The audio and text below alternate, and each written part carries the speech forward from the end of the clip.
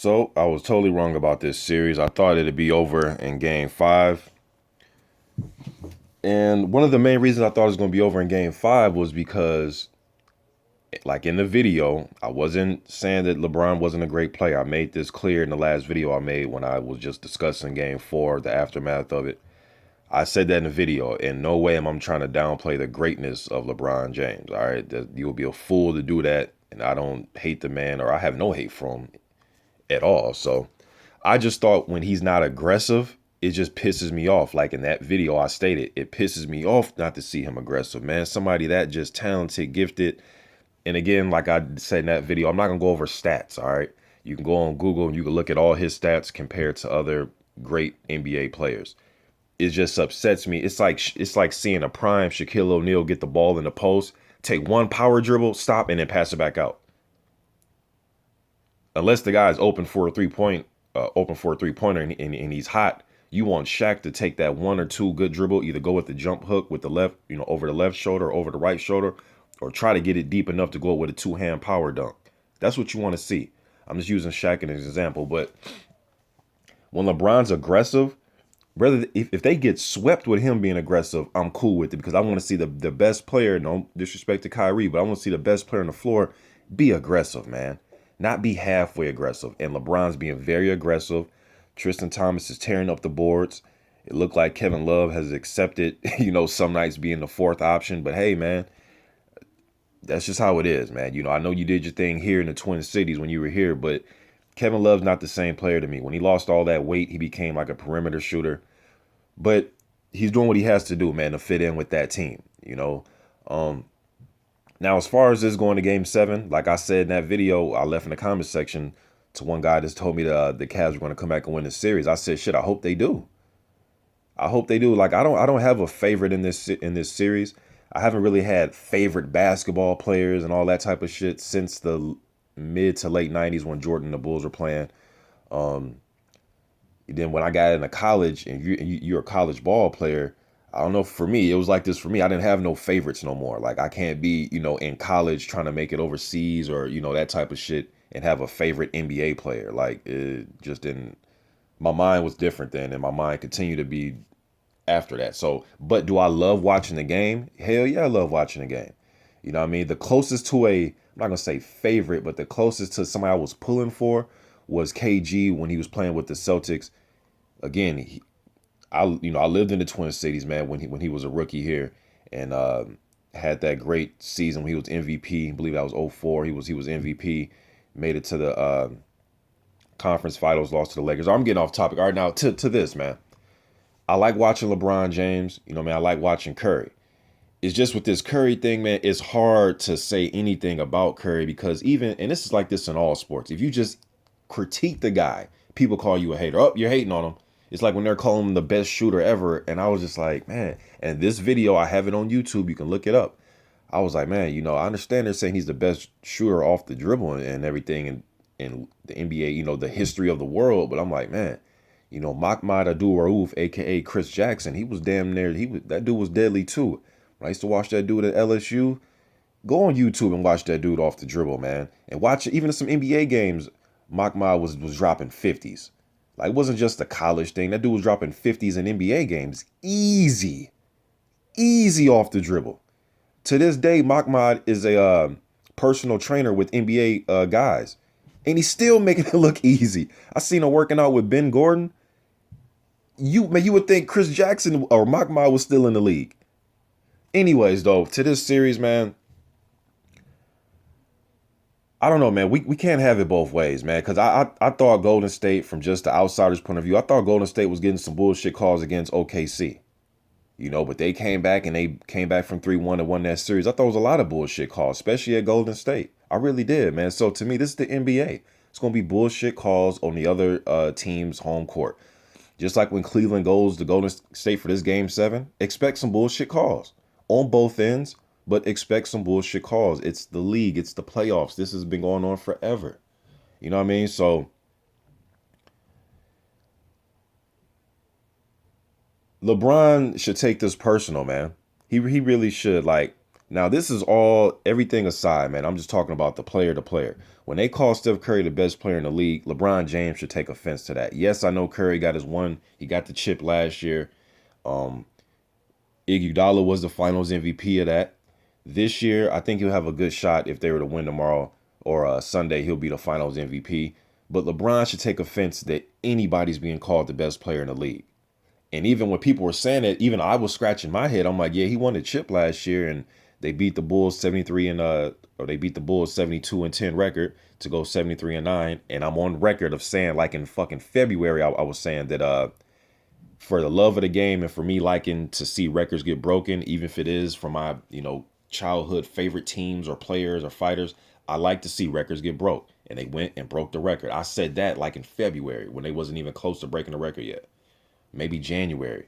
You know what I mean? So with that said though, just 2 seasons don't make you the best player ever or it takes more than that. And we all know that, you know what I mean? But LeBron should have took it personal because to me, I always thought LeBron James was still the best player in the league. But as soon as you say that, people hit you with but Curry won the finals and look at the deep threes he's hitting. And it's just like, yeah, okay, I understand that, but that's just how he plays. We can't just say because he hits threes that's just the best thing we've ever seen. And, it's how he plays. You know what I mean? Everybody has their way of playing. If some people think he's the best they ever seen, then shit, so be. I'm not going to argue that, you know what I mean? But I don't think that. And I thought that LeBron was the best player in the league, despite Curry winning MVPs and so on and so forth. Shit, when Steve Nash won back-to-back MVPs, I didn't think he was the best player in the league. Just being honest. The year Karl Malone won it over Jordan and them when they played the Bulls in the finals, I didn't think Karl Malone was the best player in the league. You know what I'm saying? So, or the year David Robinson won it, I didn't think he was the best player in the league. Akeem Olajuwon went out there and showed him who was the best player in the league. And that's what LeBron James has to do. Kind of, to quote Roy Jones, like, oh, man, y'all must have forgot. Player for player, if I'm trying to start a franchise right now, I would pick LeBron James. Sometimes with LeBron, the only thing that just bothers me, and it's a small criticism of a very great player, is just sometimes I think he goes to facilitator mode a little too much. And sometimes I think he does it in a passive aggressive type way, where he wants to go out there sometimes to show his team, like, look, I'm passing you the ball, make the shot. Oh, you missed? See? Told you. Like, I hate when he does that shit. I just hate when he gets in that mindset where it's almost, I don't want to call this man childish, but I just think that action is just a little childish for his greatness. It's kind of like, bro, just be aggressive. If you want to, get mad at them and scream, yell at them, and shoot them, you can do that shit in the locker room. But right now in the court, don't be passive aggressive by giving up the basketball, and let these guys shoot shots at times where they shouldn't be shooting them. I want you to shoot, and you were just trying to prove to us or prove to them some small, minute thing. You know what I mean? I just hate when he does that. But when he's aggressive and they lose and they come up short, whatever, cool. At least you was aggressive. That's my only critique about LeBron James as a player. And then you could probably question just some of the post moves inside. But I mean, now I'm getting real small with the criticism. But just when he's not aggressive, you know what I mean? It's the only thing that bothers me about him. And yesterday when he blocked Curry's shot, I'm glad he looked at him and said, get that shit, whatever he said to him, get that shit out of here, or this is my house, whatever he said to him. Let him know, man. Like, when Curry's running through the lane, I'm not saying hurt him, but hit that motherfucker with an elbow in his chest. And for those you gonna say, oh no, come on, man. We knew back in the day when Reggie Miller was running across the lane, or any Jeff Hornacek or any of the shooters, even Steph's dad. You mean to tell me did nobody get elbow checked running across that motherfucking lane? Shit, we got elbow checked in fucking high school and college. So I'm not trying to put harm on this dude. Some of my shooters on my team used to get elbow checked running across the lane. Play through that shit. And it seems like if you get a little physical with Clay and Steph, they're human, all right? So let's not make it seem like there's nothing you can do to at least get under their skin. Karl Malone's one of the best power forwards ever. Dennis Rodman used to get under his skin with all the flopping, and Dennis was crazy with it. It was just like LeBron when Green was getting up in him a little bit and being a little bit physical. Everybody was saying, "Oh, see, you be physical with LeBron." I don't think so though, because LeBron is a battering ram sometimes. When he's driving to the hole or going up for rebounds, he can be a man amongst boys when he wants to sometimes. I'm glad the way LeBron is playing. I'm glad his approach to these last few games. I'm glad that he got in Curry's face. Curry showed shit. When he threw his mouthpiece and got pissed off about the calls, he was showing some emotion. He always shows emotion. I'm not saying he's just now showing emotion, but these calls are going to go both ways. Yes, there's bullshit, but if we want to really do this, we can go through the whole playoffs and pull out bullshit calls. There was calls yesterday I thought were fouls on both ends that the announcers didn't say anything, or the for well, I'm not on the court, but it looked like the players didn't complain either. But it was like, man, how was that not a foul? Or a few times Tristan Thompson going for a rebound, and guys like the smaller guards will be down there, they'll just push him in his back, just push him clearly out the paint in his lower back. I'm like, damn, that's a foul. A few times I thought Curry got fouled. A few times I thought Clay got fouled. I mean, there's this shit just back and forth. But I just hate the refs, man, because sometimes they be on this let them play type shit, and then they'll start calling knick-knack, ticky-tack fouls. It's so inconsistent sometimes, man. As far as his wife sending out tweets or whatever, I really don't give it. I really don't care about none of that. I have no comment on that. As far as the players though, let's just handle it on the court, man. You know,